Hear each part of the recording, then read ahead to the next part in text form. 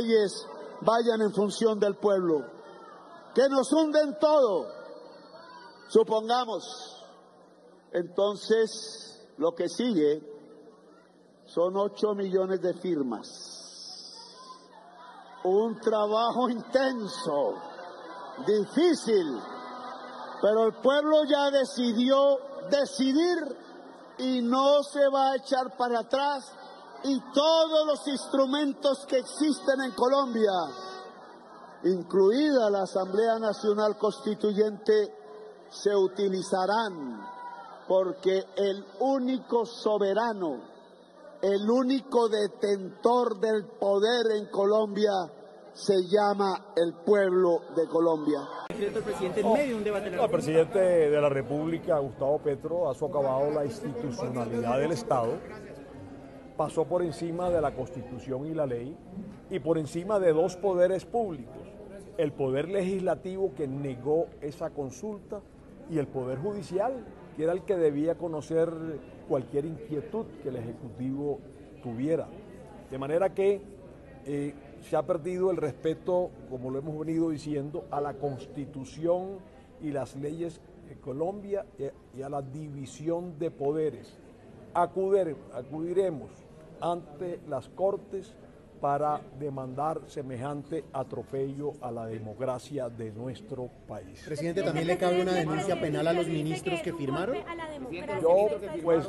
Nosotros en el Senado estamos para tumbar ese decretazo que no tiene ningún sustento legal. Lo vamos a hacer, y yo estoy seguro que las Cortes los van a decidir prontamente, y estoy seguro que la autoridad electoral, sin el lleno de los requisitos legales, porque hay una certificación de que no se aprobó en el Senado, podrá llamar a ningún proceso electoral. Pero la alternativa... Mejor idea. Supongamos que se firme el decreto. En caso de que el Congreso, el Senado, apruebe la reforma laboral, se deroga el decreto. Con fundamento en el artículo 4 de la Constitución colombiana, que establece que la Carta Política es norma de normas, el presidente aplicó la excepción de inconstitucionalidad. Esto significa que cuando existe una incompatibilidad entre una norma del ordenamiento jurídico de menor jerarquía, como en este caso el acto del Congreso, que negó la consulta, con la Constitución, debe prevalecer la Constitución. Yo le vi aquí al señor rector en su exposición algo que no desarrolló cuando él hablaba de responsabilidad penal.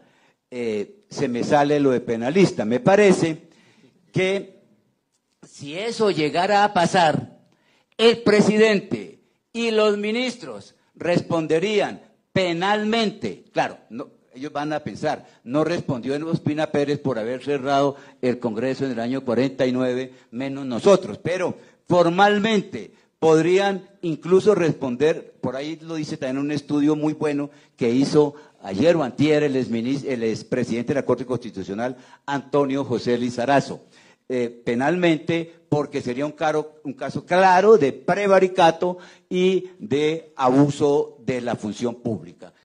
Incoherencia absoluta de Gustavo Petro. Cita a la oposición para bajar el tono, pero firma el decreto pasando por encima del Congreso.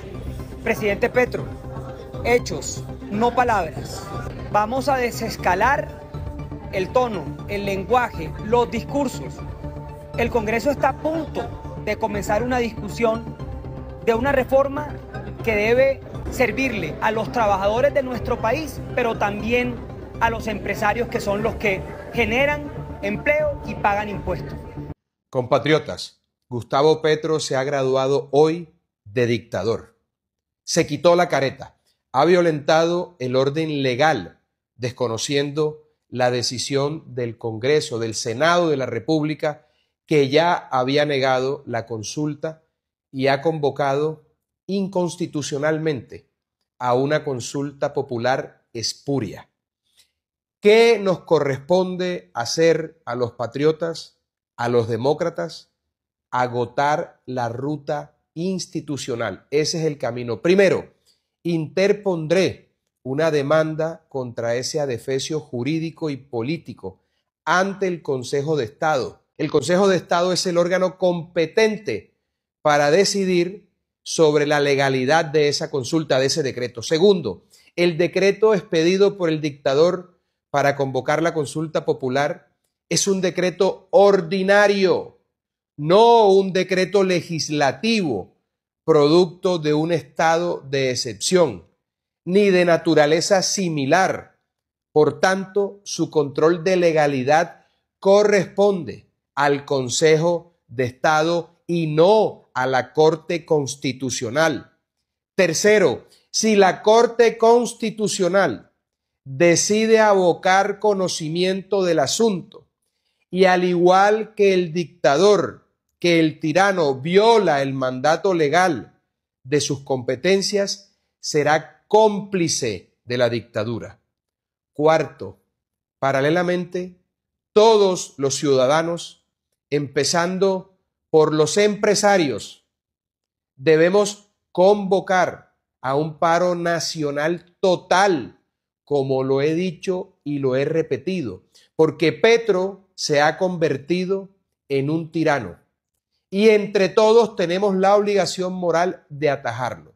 Quinto, si Petro insiste en su consulta inconstitucional, las fuerzas militares, la reserva activa y la ciudadanía debemos actuar y exigirle al tirano que desaloje la Casa de Nariño. Colombia no puede convertirse en Venezuela. Sexto, el decretazo es el nuevo florero de Llorente. Si la Corte Constitucional se amanguala con el tirano o si el Consejo de Estado hace cumplir la ley y Petro insiste, ese será el verdadero punto de inflexión. Entonces sabremos de qué estamos hechos los verdaderos patriotas, los verdaderos demócratas.